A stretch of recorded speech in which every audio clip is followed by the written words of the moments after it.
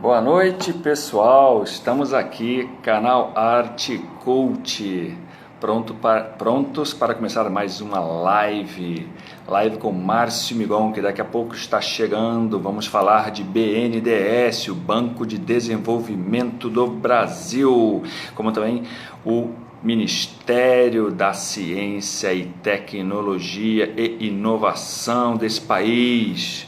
Vamos lá, gente, pessoal entrando aí, sejam bem-vindos. Daqui a pouquinho estaremos com Márcio Migon. Enquanto isso, vou aproveitar para falar um pouco sobre o que é esse BNDES, né? O BNDES foi fundado em 1952. É o Banco Nacional de Desenvolvimento Econômico e Social do Brasil. Muita gente chegando, pessoal, rápido na agulha. É um dos bancos de desenvolvimento, um dos maiores do mundo, vocês sabiam disso? E o principal instrumento do governo federal. Chegou o Márcio Migon, é do governo federal para... Márcio Migon, cadê você? Um instantinho, aqui. Principal instrumento do governo federal para financiamento de longo prazo e investimento em todos os segmentos da economia brasileira. Ele atua em todos os segmentos do Brasil, seja o primário, secundário e terciário também. Olha ele aí, grande Márcio Migon, me ouve bem? Fala aí, Floriano, tudo bom, cara? Boa noite a todos aí, estão se juntando a nós. Ouço muito bem, você me ouve bem? 100%, grande Márcio Migon, um prazer estar com você aqui para conversar um pouco sobre esse pouco da história do Brasil em dois grandes instituições desse país, o BNDES, como Banco Nacional de Desenvolvimento Econômico e Social, como também do Ministério da Ciência, Tecnologia e Inovações. Mas, para começar tudo, eu quero apresentar a vocês quem é o Márcio Migon, grande colega Márcio Migon. Passo aqui, não decorei, vou falar aqui. Formado em Engenharia Aeroespacial pelo ITA, com mestrado em Engenharia de Produção pela COP UFRJ. Atuou 7 anos como inspetor de aviação civil no DAC, um órgão do governo, com cursos em Oklahoma, nos Estados Unidos, e Brighton, se eu falei certo? Ok, se não me corrija, Inglaterra.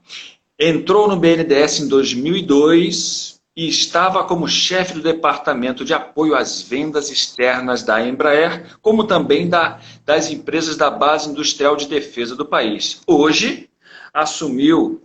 Já no ano passado, em setembro mais ou menos, né, assumiu o cargo de assessor especial do nosso querido ministro Marcos Pontes, ministro da Ciência, do Ministério da Ciência, Tecnologia e Inovação.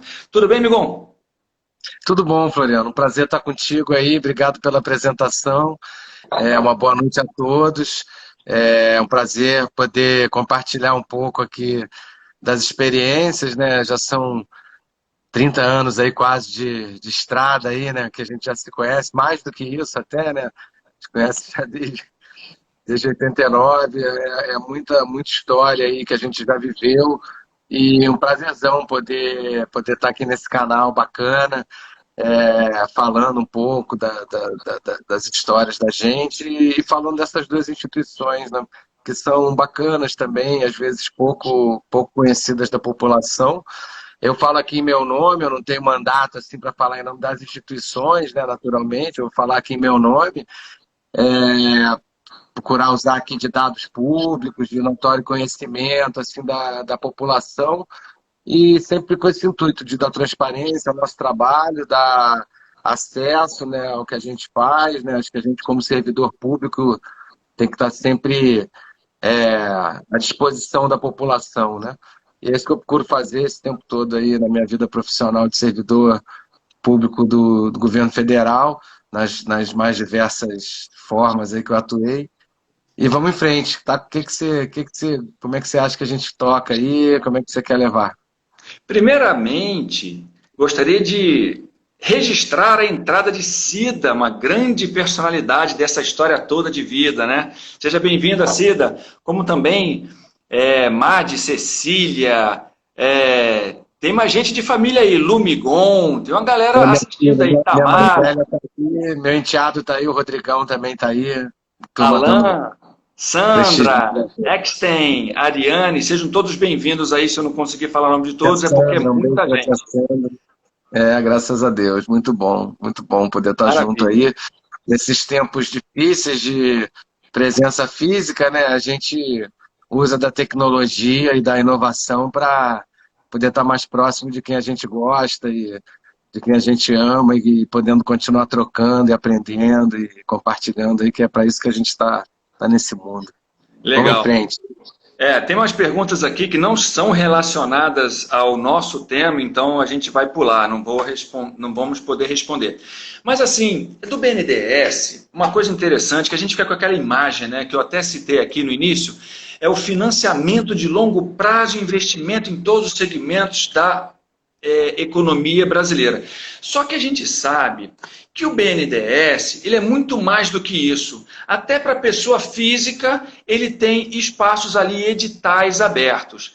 E você tem uma história muito interessante. Eu queria que você primeiro desse uma explanação assim, para situar as pessoas que o BNDES é muito mais do que só esse banco de investimento, que só grandes empresas conseguem captar recursos e órgãos públicos, né, prefeituras, governo de estado. Primeiramente, toca esse ponto. Acho que isso é importante a gente falar, né, cara? A gente é uma instituição de Estado, né? A gente é uma instituição que atravessa aí vários governos, fomos instituídos aí nos anos 50, né? Fruto da Comissão Mista Brasil-Estados Unidos, da Comissão Mista CEPAL-Brasil, né? E realmente uma instituição bastante ímpar, bastante única no mundo inteiro, né?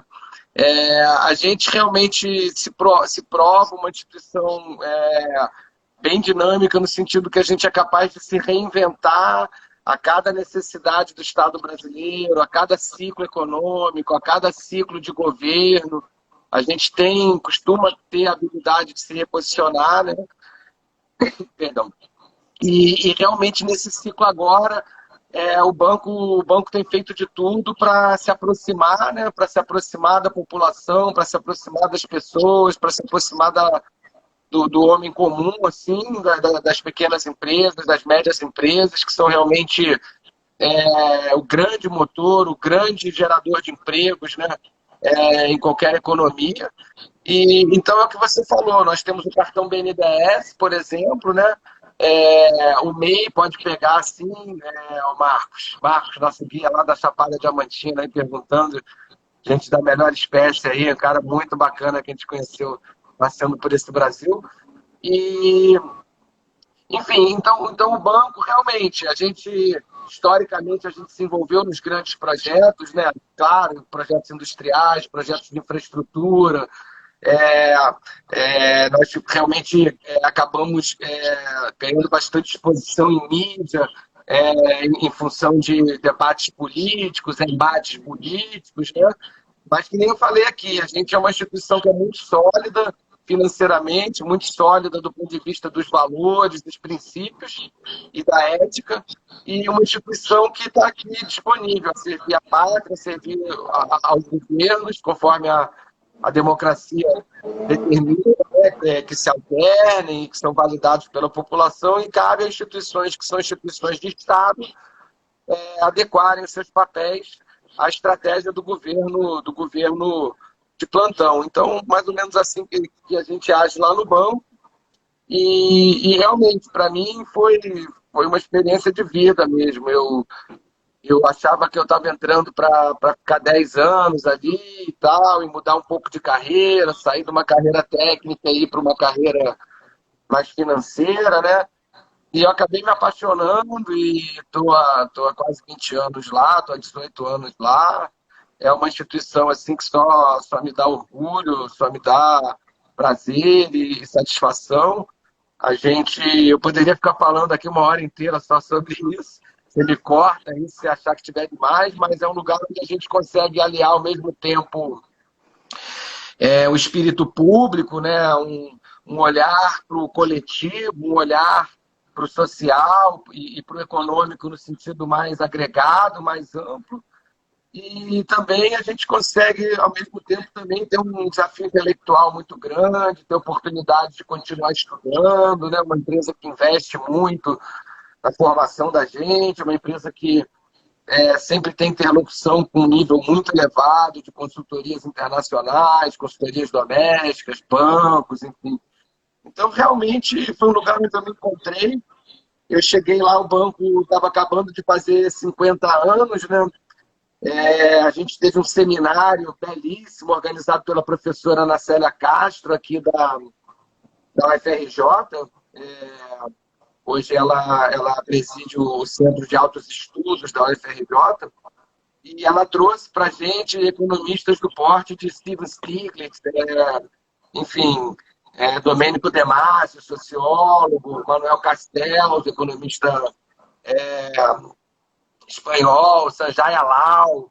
Então, assim, pessoas que moldam, né, moldaram o pensamento da virada do século passado para esse século, e que realmente instigam a gente a pensar nos problemas das sociedades, pensar na questão da tecnologia e como é que a tecnologia entra na vida da gente, né? E, enfim, planta as bases para esse debate.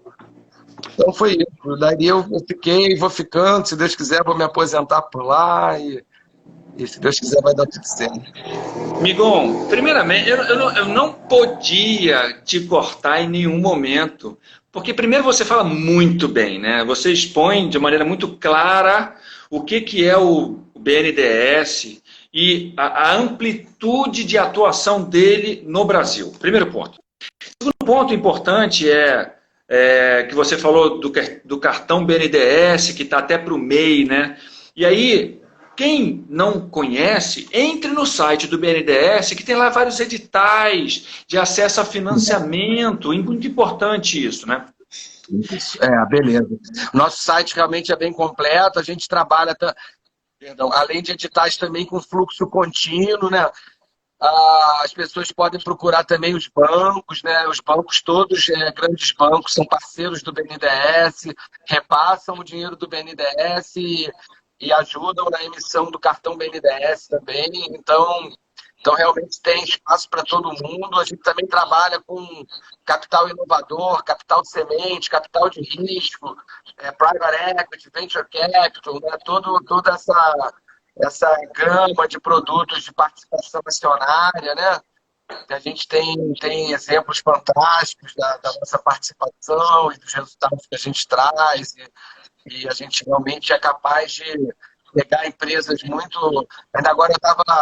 Puder fazer um merchanzinho rápido aqui, a plataforma de financiamento coletivo, né? A gente estava debatendo num grupo de uma ação social que a gente está empreendendo e de captação, e vários do grupo apontaram para uma plataforma que já está bem conhecida hoje na sociedade, que chama Benfeitoria, né?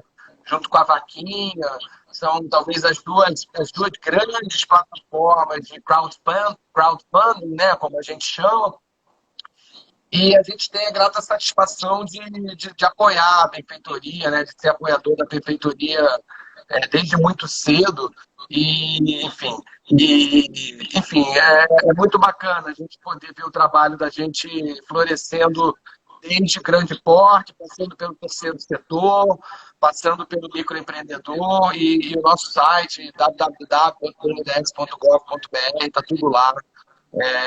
Qualquer dúvida aí, a gente tenta esclarecer também one-to-one aí pelo canal aí, nosso Artcult. Muito bom, obrigado, Migon. Você falou pontos importantes aí, né? Você falou crowdfunding, você falou private equity, quer dizer, e falou principalmente nomes de renome internacional que agora fazem parte do BNDES, da bancada técnica que faz a avaliação dos projetos, das empresas, para poder investir ou não, buscando o crescimento do país. Na verdade, é uma coisa muito maior do que só pensar na empresa, e se a gente pensa no país enquanto banco de desenvolvimento. Esse é o grande nome dele, nasceu daí, né? Muito importante esse ponto que você colocou, as avaliações, a questão de risco que vocês fazem, uma boa avaliação de risco da empresa. Então, tem um trabalho muito sério de background para poder tomar uma decisão de investimento numa empresa, num projeto, num programa de governo, certo? Pô, isso é muito importante, cara. Você toca num ponto, Floriano, que é crucial, que é o que sustenta lá a nossa casa, né? Que nem eu falei aqui no começo, a gente é uma instituição de Estado, a gente está aqui para servir a qualquer um e a todos os governos da melhor maneira possível, dentro das orientações que nos são dadas, né?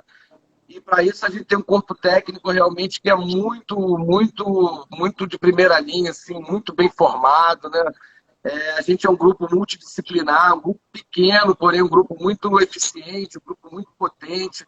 A gente conta com excelentes economistas, né? Alguns aí, colegas já entrando aí, dando seu ar da graça também, Daniel, aquele abraço aí, bom te ver aí. Mamãe também está aí, deixa eu mandar um beijo para a mamãe, né? Não posso deixar de fazer isso. Mas realmente a gente é um grupo muito, enfim, muito técnico, né? Muito técnico. No final, acho que é isso. Na vida da gente, a gente tem que estar sempre ancorado e assentado, né? Aquelas certezas técnicas, né? Naquilo que é comprovadamente acertado, naquilo que é comprovadamente testado, né? A gente vive aí alguns debates sobre questão de ciência, não ciência. Quer dizer, para mim, isso tudo é cortina de fumaça, né? Obviamente, não existe uma ciência. A gente daqui a pouco entra um pouco mais na parte de ciência e tecnologia. Eu vou guardar para daqui a pouco. Mas só voltando, no caso do banco, antes de entrar mais na ciência e na tecnologia, né, que é papo nosso aqui de engenheiro, assim, no banco, a beleza realmente do banco é a questão do trabalho multidisciplinar, né? É a gente poder formar equipes que contam com administradores, com economistas, com advogados, e advogadas e economistas, homens e mulheres. Advogadas, isso, advogadas importantes, diferenciadas, vai. Muito importante. Contadores e contadoras, enfim. Realmente um ambiente muito rico, onde a cada projeto, onde a cada análise, né, a gente toma contato com novas realidades, com novas formas de produção, com novas possibilidades de modelos de negócio, enfim. E realmente a gente consegue ver o resultado final do nosso impacto na vida dos empresários, na vida dos trabalhadores, na vida da comunidade do entorno, né? Então isso é muito gratificante, né?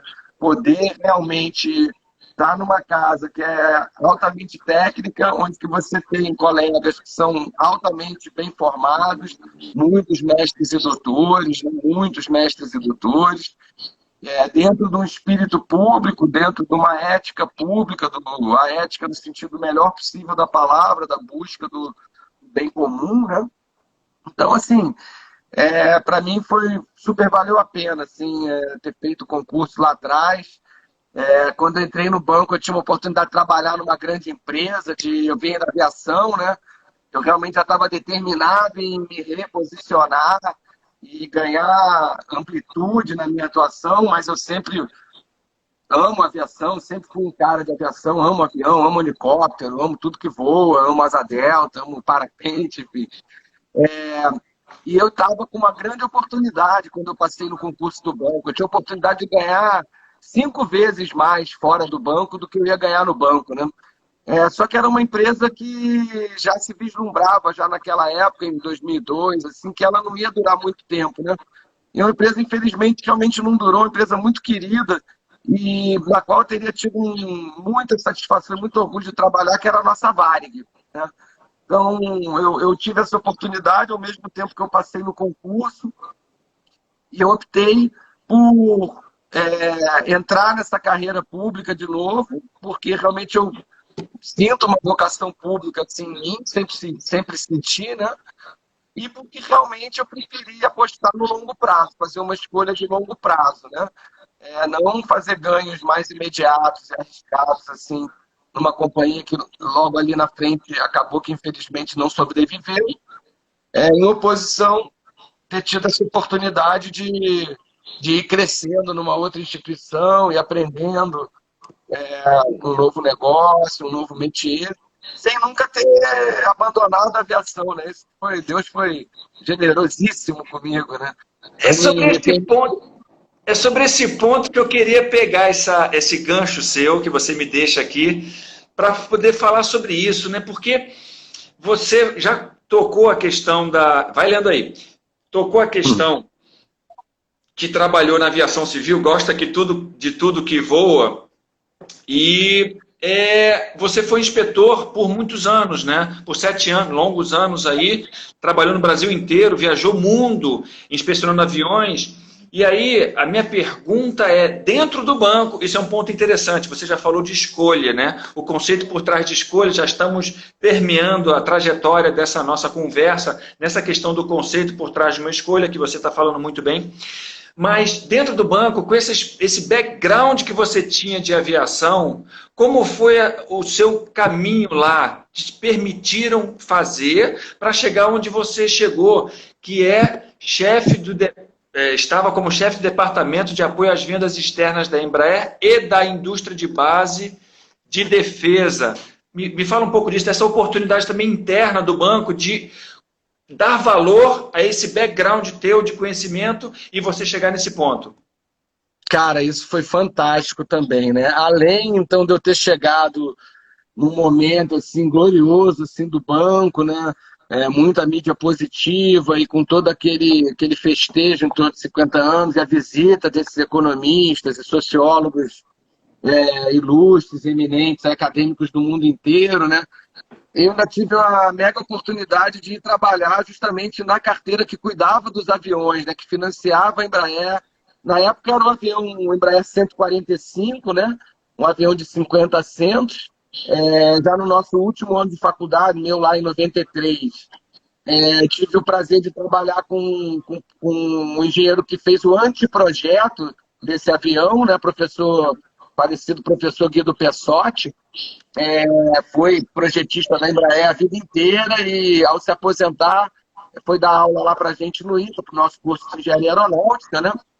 E ali, em 93, ao longo daquele quinto ano, eu comecei a tomar contato com o conceito do avião a jato de 50 assentos. Já era cliente frequente do Brasília, do avião de hélice de 30 assentos, voava do Rio para São José, tinha uma rota da Rio Sul na época do Grupo Varig, que eu podia vir do Rio para São José, de São José para o Rio no nosso quinto ano.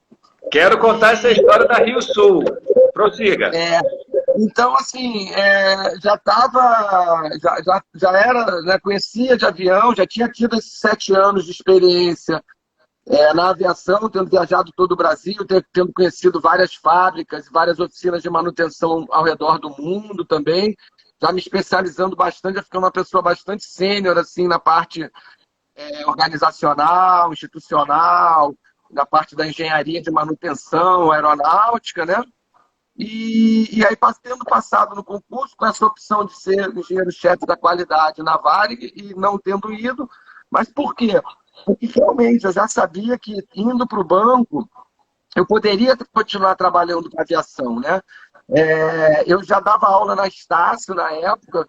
Assim que eu terminei meu mestrado, eu fui dar aula, justamente porque estava nessa transição, fazendo concurso, esperando passando por um concurso que não ia ser tão remuneratório assim quanto eu poderia ter de remuneração e outras oportunidades. Qual alternativa me restou? Pô, vamos trabalhar, né? O que você está fazendo de meia-noite às 6 da manhã? Quer dizer, pô, dá para fazer mais um pouquinho. Então, não era de meia-noite às 6 da manhã, obviamente, eu saía do banco 6, 7 da tarde, ia dar aula até 10 da noite, 11 da noite. E nesse grupo que dava aula já lá na Estácio, já havia 2 colegas professores que também trabalhavam no BNDES, né? Então, eles já estavam de olho em mim, já sabia que haviam desafios lá. Então, essa coisa da gente ter uma rede, né? Da gente ter uma trajetória pessoal nossa, que é o nosso cartão de visita, a nossa credibilidade, o nosso estoque de credibilidade pessoal, né? E a partir desse estoque, tendo passado no concurso público, aí realmente fui sugado para dentro do métier lá, as demandas eram múltiplas. O Grupo Varig, como eu já comentei, já era nosso devedor lá na época, já não estava conseguindo pagar. muito bem as prestações dos aviões que a gente tinha financiado. E isso tudo abriu uma oportunidade muito grande para uma pessoa com o meu perfil que realmente tinha o conhecimento financeiro do ponto de vista de finanças teóricas, que tinha passado no concurso, né? E também tinha conhecimento aeronáutico prático, né? Eu já tinha visto muitas aeronaves passando de mão, sendo compradas e vendidas, e alugadas, e trocadas, e financiadas. Já tinha, como inspetor técnico, já tinha participado de vários desses processos, né? Então, foi como, assim, a luva encaixou certinho na mão, né? A fome e a vontade de comer lá, como diz o outro, e então realmente me permitiu já chegar no banco com uma atuação bastante determinante, né? Bastante assertiva, acabei ficando conhecido lá como um cara assertivo, porque você chega num ramo que você ao mesmo tempo é novo, né? Calouro, está chegando, mas você já tem quase 7 anos, 8 anos de experiência naquele setor. Naquele setor. Então, isso é muito rico, se enriquece muito esse tipo de troca, volta para aquele aspecto multidisciplinar que eu falei, né? Eu fui podendo também me apropriar, beber, sugar no saber dos outros amigos, dos outros colegas, né? E isso foi assentando as várias camadinhas de tijolinhos aí, da qual a gente vai acaba compondo a nossa carreira. Mais ou menos por... Belo depoimento, Migon, um belo depoimento mesmo. E eu não sei o que acontece, que quando você começa a falar, sobe um monte de coraçõezinhos aí para você. Deve ter fã-clube, tá aí, minha filha, minha mãe. Muito fã-clube, Aqueles dois de sempre, mas é que agora com a internet... Aí, ó, aí o coraçãozinho. Muito bom. Obrigado aí, gente, pela curtida da nossa live. E é exatamente nesse ponto que você fala, essa trajetória que entrou e pôde trabalhar muito forte aí na área de aviação dentro do banco, que já era a tua história pregressa de conhecimento, bagagem técnica, né? Você falou da história da Varig, né? Varig Rio Sul, a gente inclusive chegou a se encontrar uma vez num voo para São José dos Campos, nesse 145, no MB 145. E aí você me conta aqui, você estava indo lá para uma questão da Rio Sul, eu acho que já naquela época, então foi logo depois dessa transição aí que o banco, mais do que financiamento, investimento, análise, venture capital, crowdfunding, financiamento de grandes empresas, ele também tem uma questão de recuperação, né? E aí você fez um trabalho bem bacana nisso, que trouxe para o Brasil uma coisa que a gente perdeu na VASP, perdemos na VASP, vários aviões espalhados pelo Brasil aí, abandonados nos aeroportos, e você conseguiu recuperar uma boa frota de quem? Conta essa história. Cara, assim, a aviação, né, como a gente está vendo agora na pandemia, né, é uma indústria muito volátil, né, uma indústria muito desafiadora, né. Imaginem vocês, assim, uma American Airlines, assim, a maior linha aérea do mundo, né, tem aproximadamente 1.200 aviões, né, o cara faz aproximadamente 5.000 decolagens por dia, assim, são números, assim, absurdos e uma pressão muito grande, né? Um sistema que trabalha em rede, um sistema que depende de respostas logísticas para suprimento, reposição, manutenção. Então, o negócio da linha aérea não é um negócio simples, né? A Azul anunciou o resultado hoje, deu 2,8 bi, né? No período, né? Então, assim, a aviação, o negócio de linha aérea não é um negócio simples, né? E para você financiar esse setor, além de conhecê-lo, porque é um setor pequeno quando você compara com outros setores da economia, e por ser um setor pequeno, no final todo mundo acaba se conhecendo.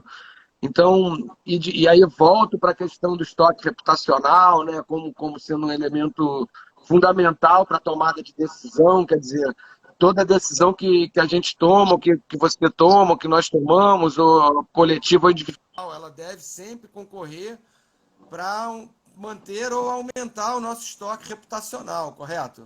A gente tem que tomar decisões que no dia seguinte a gente acorda de manhã vai lá para o espelho e tal, e a gente fique tranquilo e satisfeito que a gente tomou a melhor decisão possível à luz daquilo que se apresentava, né?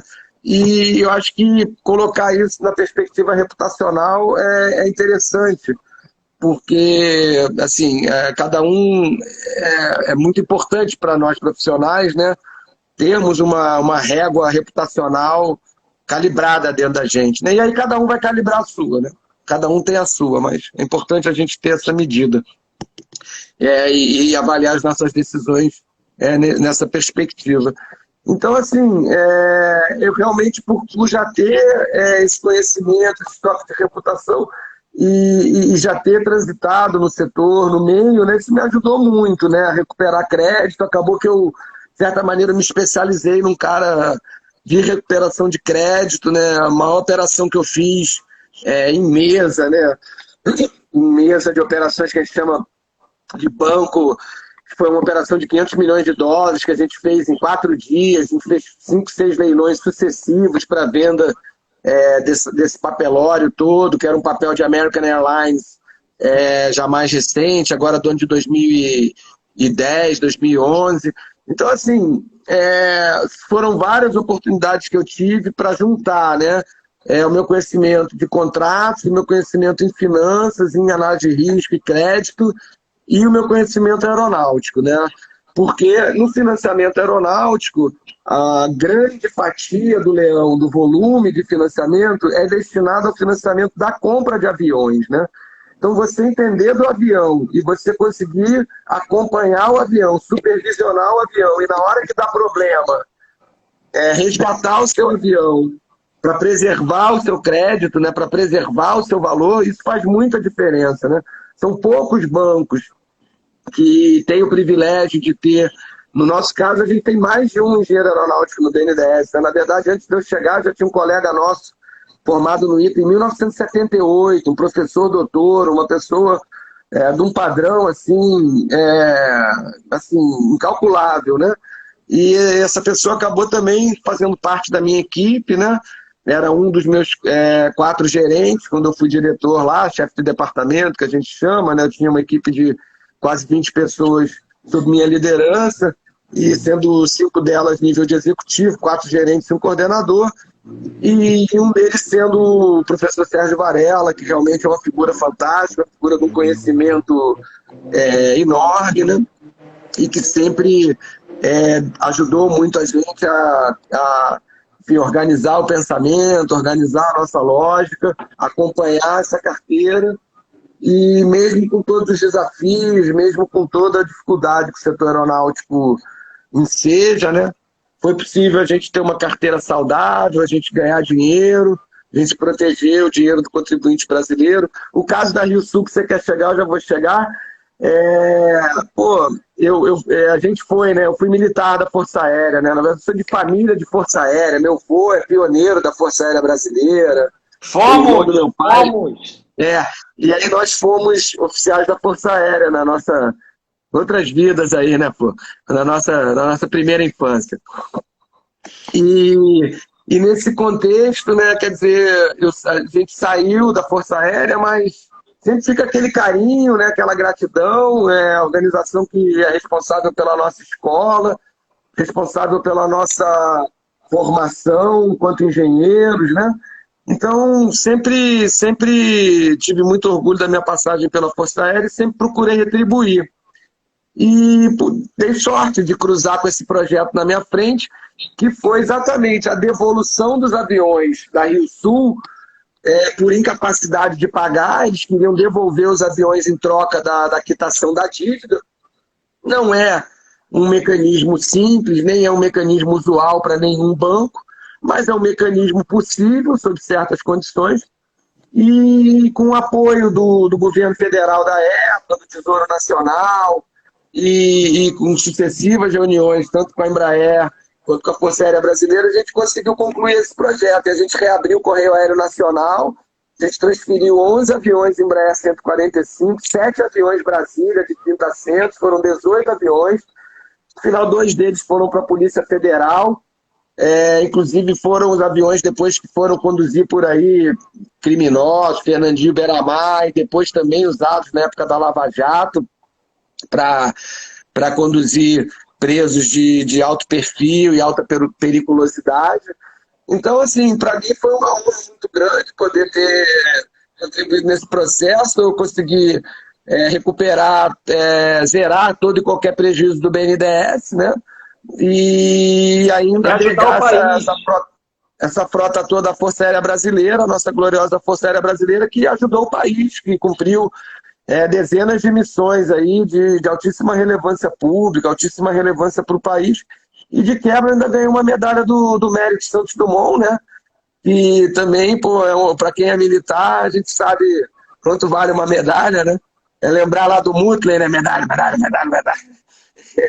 Então, a gente sabe o quanto que vale uma medalha e é com muito amor e muita honra aí que eu guardo essa distinção e que eu enfim, fico feliz por ter tido essa oportunidade de contribuir aí tanto para o BNDES quanto para a nossa gloriosa Força Aérea. Ô Migon, você me dá sede de conhecimento, rapaz. É impressionante. Por isso eu preciso beber um pouco de água, porque é muita informação, é muito dado, e a gente vai mudar agora de assunto. Já falamos bastante de BNDES, essa história linda que ele contou pra gente sobre essa recuperação. Pra caramba, também tô com sede. Exatamente, a gente precisa beber. Hidratar o nosso corpo, aumentar a nossa imunidade e preservar o meio ambiente com uma garrafa ecologicamente projetada para isso. Vamos lá. Mudando de assunto, mas mantendo o Migon, que ele veio em setembro a se transferir, foi convidado, um convite, que eu quero conhecer essa história aí, convidado para o Ministério da Ciência, Tecnologia e Inovação. Tem um rapaz lá, como ministro, né? Um rapaz importante chamado Marcos Pontes, que a gente conhece de outras épocas, e houve esse convite, né?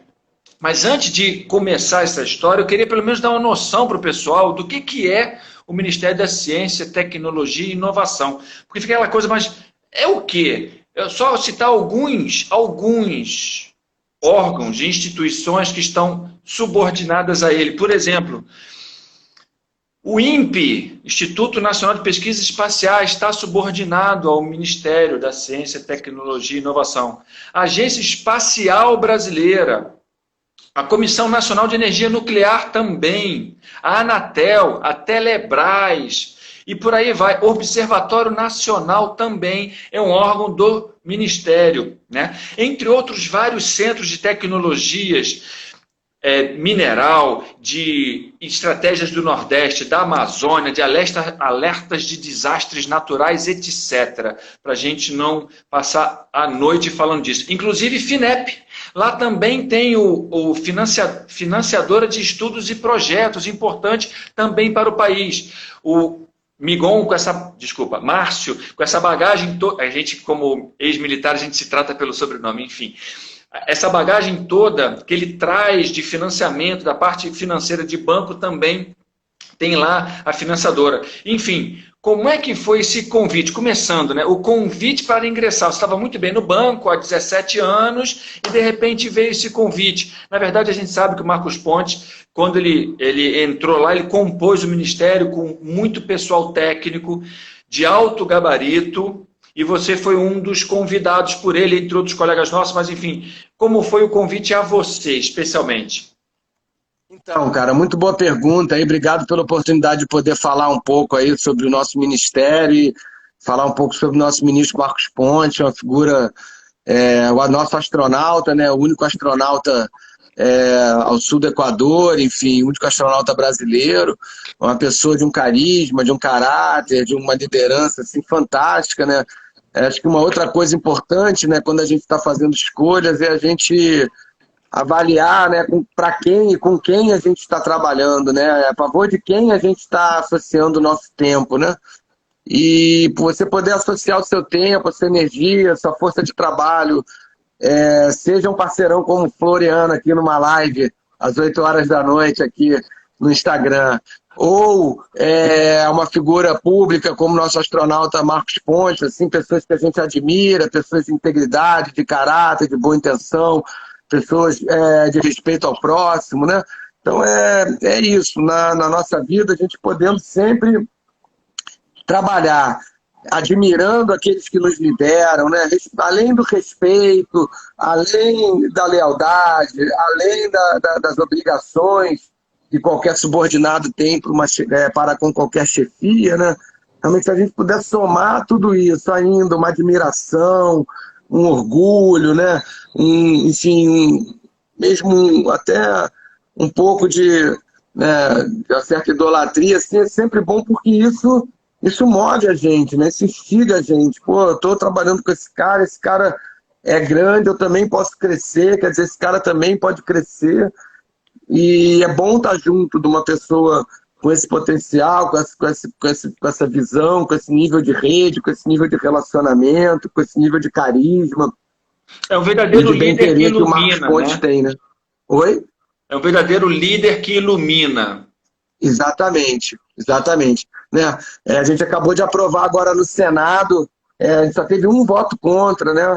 Projeto de lei em favor da ciência e tecnologia, inovações aí no Brasil, né? O descontingenciamento, a transformação do Fundo Nacional de Desenvolvimento Científico e Tecnológico em fundo financeiro, né? Realmente a gente compreende os desafios que essa ação impõe sobre o nosso Tesouro Nacional. A gente sabe que o país está num momento de contenção de gastos, mas a gente, na ciência e tecnologia, a gente tem a certeza plena que a ciência não é gasto, a ciência é investimento, né? Você gastar R$1 hoje com um jovem para ele fazer uma Olimpíada de conhecimento, ou gastar R$1 com um jovem para uma bolsa de iniciação científica, ou gastar R$1 com um jovem para uma bolsa de mestrado ou de doutorado, quer dizer, isso vai voltar para o país, né? Isso vai voltar para o país em produtividade da mão de obra, em novas iniciativas, em novas startups, em novas empresas, em novos modelos de negócio, né? Em próprias patentes também. Patentes, né? Patentes também, propriedade intelectual, patentes, produtos certificados, né? Tudo isso, né? Então é nessa base que o nosso ministério trabalha, que nem o Floriano colocou, é um ministério bastante grande, né? Temos várias unidades espalhadas por quase todo o Brasil. Chamamos essas unidades de unidades vinculadas. Então, essas unidades, elas, que a gente chama que elas são a ponta de lança do nosso ministério, né? É onde a pesquisa, o desenvolvimento científico realmente acontece. E hoje o ministério cada vez mais também querendo se aproximar das indústrias, não só das startups, das pequenas e médias empresas, mas também das grandes indústrias, para realmente, de uma forma também inovadora, atrair novos investimentos para a ciência e tecnologia do Brasil e, com isso, cumprir a missão que o nosso ministro Marcos Pontes traz para a gente diariamente, que é gerar riqueza para o Brasil, gerar conhecimento para o nosso país e melhorar a qualidade de vida da nossa população. Então, realmente, o nosso ministério é um ministério bastante técnico, é composto por pessoas com bastante bagagem no serviço público, né? Como você bem colocou, minha porta de entrada para o ministério foi justamente o fato da FINEP estar no ministério, como eu já vinha de um banco. Na verdade, a FINEP é uma empresa que é um spin-off do BNDES, né? O BNDES foi criado em 52, a FINEP foi criada em 57, se não me engano, 5 anos depois. E pela percepção e pela constatação do BNDES que precisava alguém para lidar com aqueles riscos mais verdes, digamos assim, para aqueles projetos mais verdes, né? Aqueles projetos mais arriscados, que ainda careciam de um refinamento, de uma orientação. Então criou-se a FINEP para esse fim. A FINEP é altamente engajada com o Parque Científico Nacional, investe em laboratórios, investe em projetos de pesquisa de toda a natureza, desde a pesquisa básica até a pesquisa aplicada. passando pela inovação tecnológica, passando pela industrialização, né?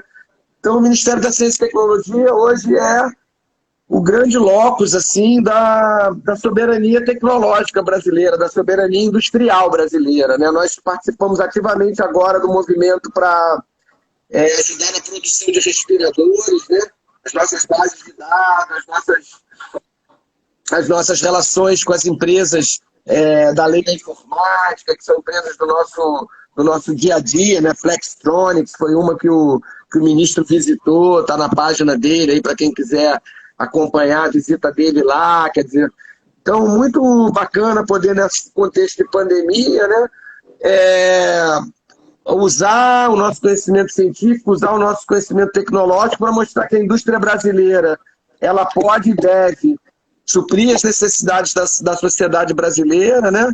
E que o Ministério da Ciência e Tecnologia, então, está batalhando pela soberania tecnológica, pela soberania produtiva do parque industrial brasileiro, né? Muito importante, a gente está antenado também nas novas tecnologias, as tecnologias digitais, a gente está antenado nas tecnologias espaciais, tecnologias nucleares, cybersecurity, inteligência artificial. Então é sobre isso que a gente fala lá.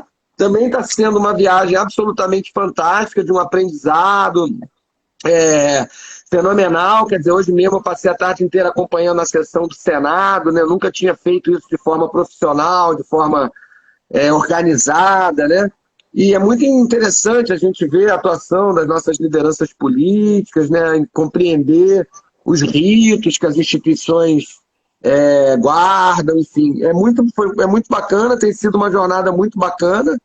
E eu acabei indo para lá por conta disso, né? Eu estudei, nos 5 anos do curso de engenharia, eu estudei 4 anos e meio na mesma sala do Pontes, né? Sempre respeitei demais, sempre tratei com muita empatia, com muita consideração, né?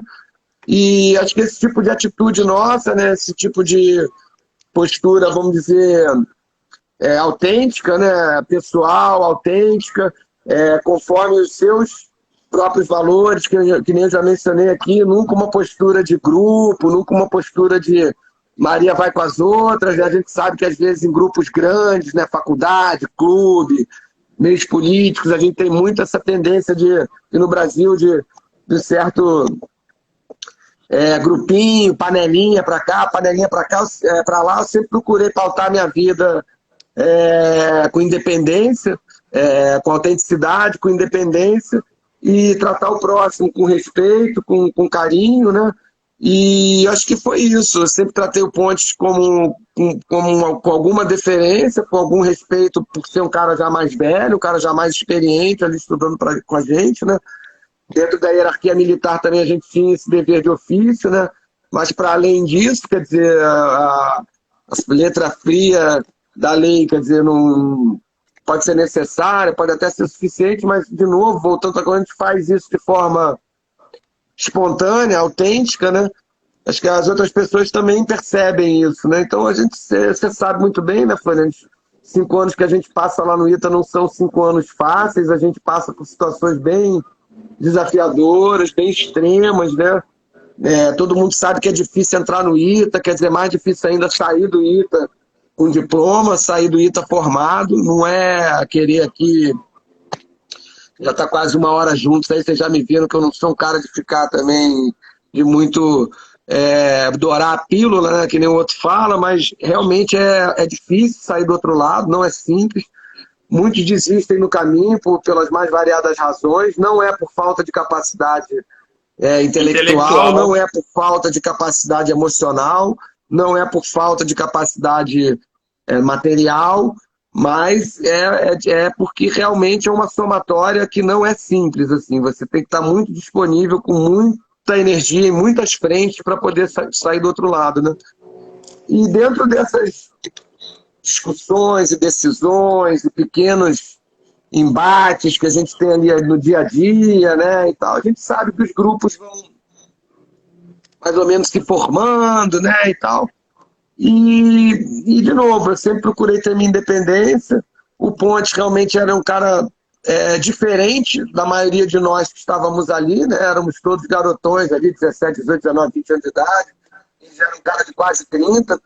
Depois eu descobri que isso faz muita diferença. Na época eu só desconfiava que fazia alguma diferença. Depois hoje eu tenho a precisão da diferença que faz, esses 10 anos, esses 9, 10 anos nessa fase de vida, de 17, 18 anos de idade, né?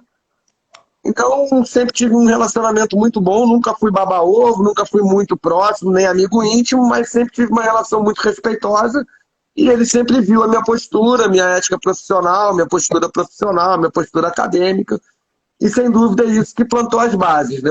Mas é o seguinte, o que eu posso dizer é que não só isso, mas também tem uma bagagem técnica aí, de experiência profissional que justificou também essa levada para lá, né? Eu estou preocupado aqui com o tempo, porque a gente vai falar às 3 horas e não vai acabar assunto nosso. Eu queria só pontuar um pouco dessa tua trajetória que você falou. Primeiro, voltando um pouquinho no BNDES, que tem uma bagagem. Hoje eu recebi, foi essa semana, uma pesquisa por telefone, né, perguntando se eu conhecia o BNDES, quem era o BNDES, o que eu sabia do BNDES. Muito interessante essa aproximação que ele vem fazendo com a população em geral para difundir o que é o banco, né, que é muito mais do que aquele financiamento de longo prazo para grandes corporações, como a gente falou aqui no início. E agora você também pontuou no Ministério da Ciência, Tecnologia e Inovação a questão da aproximação com startups, com as pequenas empresas para fazer a transformação do país com tecnologia, com ciência, né? Você falou, inclusive, também do contato da parte aeroespacial, nuclear, também cybersecurity, falou também de inteligência artificial, né?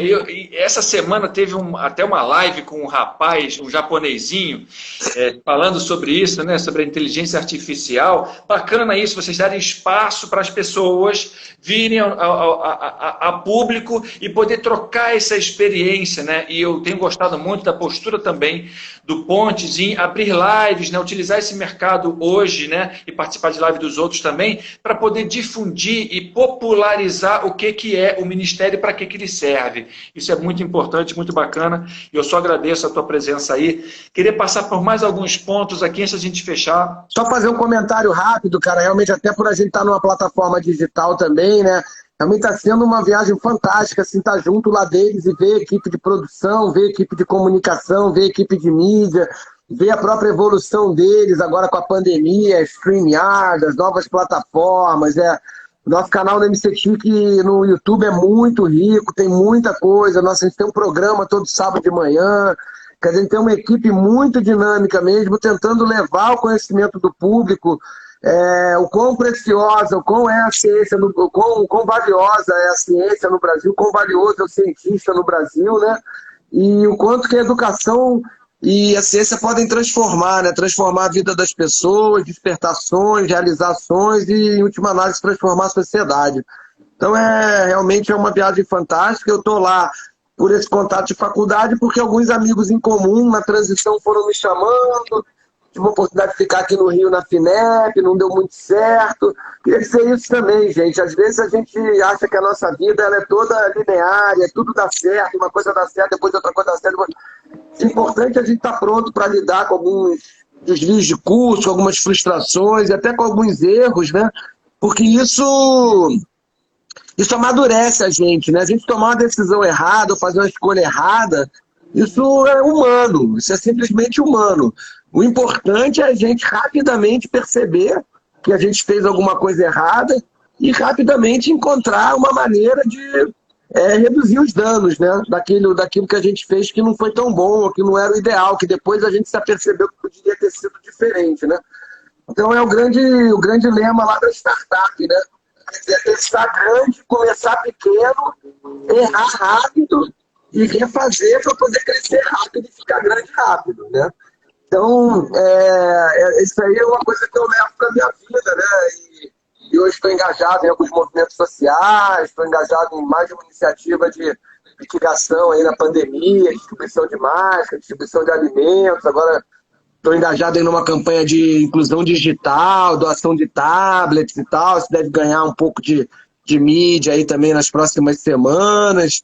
Então, assim, é tudo uma questão de começar pequeno, né? Ter um sonho grande, uma visão grande, uma meta grande, começar pequeno e se errar rápido, desfazer, refazer, para que aquele erro se torne, na verdade, uma mola propulsora, um aprendizado para o passo seguinte, né? E não algo que vai te puxar para baixo, que vai te, pô, errei, não corre, pô, Deus. Enfim, sempre altivez, né? Olhar para os erros com altivez e para os aprendizados que eles nos trazem, né? É isso. Migon, belíssima depoimento final aqui, temos pouco tempo, belíssimo depoimento final, foi absolutamente fantástico. Chegaram a falar aqui que estava congelando a imagem, eu te ouvi perfeito, você continua me ouvindo perfeito, né? É. Enfim, isso pode ser conexão das outras pessoas que estão com esse problema, né? Ó, muitos coraçõezinhos aí, coisa linda, agradeço. Não temos mais tempo para poder desenvolver mais assuntos aqui, sempre muitos assuntos interessantes, mas passamos por a maioria deles, né? Sobre o Ponte, sobre ser astronauta, colega de turma nosso, a questão do convite para ingressar, o dia a dia dele, com várias iniciativas, agora essa pegada... ó, Luciana Migon aí, falando que aproveitou os minutinhos, quanta qualidade, mas saiba que vai estar gravado no canal Arte Cult, 1 hora intensa com Márcio Migon, então vocês vão poder rever essa live, quem está pegando só o finalzinho. Beleza, cara, deixa eu só dar uma última mensagem aqui, que é o lema lá do astronauta, cara, como é que ele acha que chegou lá? Ele falou que muita gente puxou ele para baixo, né, a vida inteira, ele é um cara de uma origem humilde, né, com pai servente, enfim, mãe merendeira, então ele realmente é uma pessoa de uma origem bastante humilde que realmente superou toda e qualquer expectativa. E ele tem a fórmula do sucesso que eu tenho replicado aqui, tenho repetido, porque eu acho muito inteligente, né? Então ele diz assim pra gente, ó, estude, nunca deixe de estudar, assim, estuda a sua vida inteira, não pare nunca, né? Trabalhe, além de estudar, não estude só, trabalhe, porque a aplicação, a prática do trabalho, ela te dá um senso de realização, ela te dá um norte, um propósito, né? E, por fim, quer dizer, faça sempre um pouco mais do que esperam de você, né? Então, 3 coisinhas, assim, estudar, trabalhar e fazer mais do que esperado de você. Essa eu lembro meu pai também, meu pai sempre me disse, se você quer se associar a alguém, procura alguém que esteja bem ocupado. Esse cara vai ser capaz de te ajudar, vai ser criativo, vai te trazer soluções e vai ajudar no seu trabalho. Procurar um que está com muita sopa, que está tranquilo ali, está com muita disponibilidade. Esse talvez demore mais para também te ajudar. Então ficam esses lemazinhos aí de vida que eu levo e agradecer aí essa oportunidade, mandar um beijão para todo mundo que esteve conosco aí e, enfim, um abração para você, Floriano. Sempre um prazer estar contigo, a nossa amizade aí realmente é preciosa e vamos cultivar isso aí por longas décadas ainda, se Deus permitir. Com certeza. Olha, eu vi vários, agradeço aí, e vamos continuar nessa nossa amizade longa, que já passa de 30 anos, enfim. Eu queria só registrar alguns pontos aqui, uma tal de Cida aqui, Osório, que ficou aqui dando coraçãozinho. Querida esposa, linda, maravilhosa. Um monte de Migon aqui, sobrenome Migon participando, mais de 7, 8 pessoas. Muita gente da família Migon aqui prestigiando, muito obrigado. É a Flávia Chiesa, a Ana Lúcia, a Rafael Gomide, a Luciana Migon, né, que falou aí, a Sandra, tantas pessoas aqui prestigiando a live. Eu só agradeço a vocês por estarem com a gente nesse momento único que a gente registra e guarda aí. Vai estar, como está fixado aqui, no IGTV e no YouTube do canal Arte Cult, canal Cultura Profissional. Eu, colaborador e colunista do canal, recebendo hoje Márcio Migon, assessor especial do nosso querido ministro e colega de turma, Marcos Pontes. Migon, um prazer imenso. Pô, gratidão pelas belas palavras e ensinamentos a todos na nossa live aqui, que participaram e que vão assistir depois. Essa live está eternizada no canal Arte Cult. Brigadíssimo. Cara, é um prazer imenso. Obrigado, Floriano. Foi um prazerzão. Obrigado aí pela oportunidade. Bom estar junto contigo aí. Tamo junto. Valeu. Até a próxima, garoto. Um abraço. Falou, um abraço. Tchau.